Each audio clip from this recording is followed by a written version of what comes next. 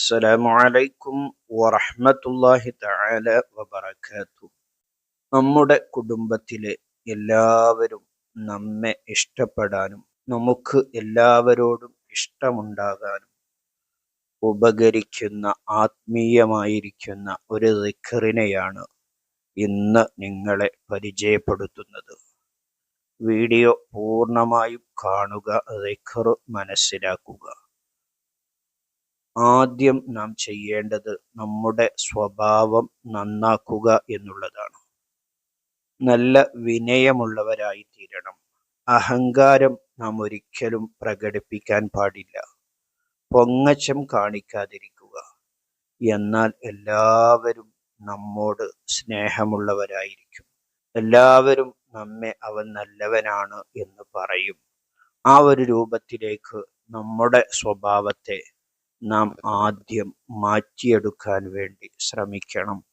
ഇന്ന് എല്ലാ കുടുംബങ്ങളിലും അങ്ങോട്ടും ഇങ്ങോട്ടും പ്രശ്നങ്ങളും കുടുംബ ബന്ധങ്ങൾ മുറിക്കുകയും ബന്ധമില്ലാതിരിക്കുകയും ചെയ്യുന്ന സാഹചര്യം നാം കാണാറുണ്ട്. കുടുംബങ്ങൾക്കിടയിൽ പിണക്കവും അകൽച്ചയും സ്നേഹക്കുറവും ഒക്കെ വർദ്ധിച്ചുകൊണ്ടിരിക്കുന്ന ഒരു കാലഘട്ടത്തിലാണ് നാം ഇന്ന് ജീവിച്ചുകൊണ്ടിരിക്കുന്നത്. കുടുംബക്കാർ തമ്മിൽ അങ്ങോട്ടും ഇങ്ങോട്ടും പോക്കുവരവുകളൊക്കെ കുറഞ്ഞ് ബന്ധങ്ങളൊക്കെ കുറഞ്ഞുകൊണ്ടിരിക്കുന്ന ഈ കാലഘട്ടത്തിൽ ഈ ദിക്റിന് വളരെ പ്രസക്തിയുണ്ട്. അതുകൊണ്ട് തന്നെ ദിക്ർ ഏതാണ് എന്ന് മനസ്സിലാക്കുക, നമ്മുടെ ജീവിതത്തിൽ പകർത്തുക, പ്രിയപ്പെട്ടവരിലേക്കൊക്കെ ഷെയർ ചെയ്തു കൊടുക്കുക, ഒരു മാഷാ അല്ലാഹ് കമൻ്റായി രേഖപ്പെടുത്തുക. കുടുംബബന്ധം മുറിക്കുന്നവൻ സ്വർഗത്തിൽ കടക്കുകയില്ല എന്ന് ഹബീബ് സല്ലല്ലാഹു അലൈഹി വസല്ലമ തങ്ങൾ പറഞ്ഞ ഹദീസ് ഏറെ പ്രസക്തമാണ്.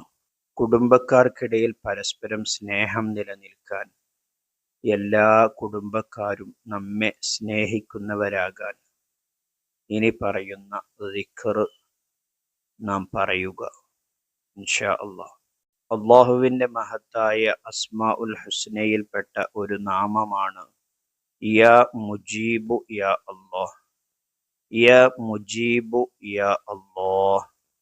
ഉത്തരം നൽകുന്നവൻ, പ്രാർത്ഥന സ്വീകരിക്കുന്നവൻ എന്നൊക്കെയാണ് ഈ ഇസ്മിൻ്റെ അർത്ഥം വരുന്നത്. എല്ലാ ദിവസവും സുബ്ഹി നിസ്കരിച്ച ശേഷം 99 തവണ ഈ നാമം ചൊല്ലുക. യാ മുജീബു യാ അല്ലാഹ്, യാ മുജീബു യാ അല്ലാഹ്, യാ മുജീബു യാ അല്ലാഹ്. ഇങ്ങനെ 99 തവണ ചൊല്ലാൻ ചെറിയ സമയമേ നമുക്ക് ആവശ്യമുള്ളൂ. അതുകൊണ്ട് നാം തീർച്ചയായും നമ്മുടെ ജീവിതത്തിൽ നാം പകർത്താൻ വേണ്ടി ശ്രമിക്കുക. അശുദ്ധി സമയത്തും സ്ത്രീകൾക്ക് ഈ ദിക്ർ ചൊല്ലാൻ പറ്റുന്നതാണ്. വീഡിയോ പ്രിയപ്പെട്ടവരിലേക്കൊക്കെ ഷെയർ ചെയ്തു കൊടുക്കണമെന്ന് ഒരിക്കൽ കൂടി ഓർമ്മപ്പെടുത്തി മറ്റൊരു വീഡിയോയിൽ വീണ്ടും കാണാം. സ്നേഹത്തോടെ അസ്സലാമു അലൈക്കും വറഹ്മത്തുള്ളാഹി.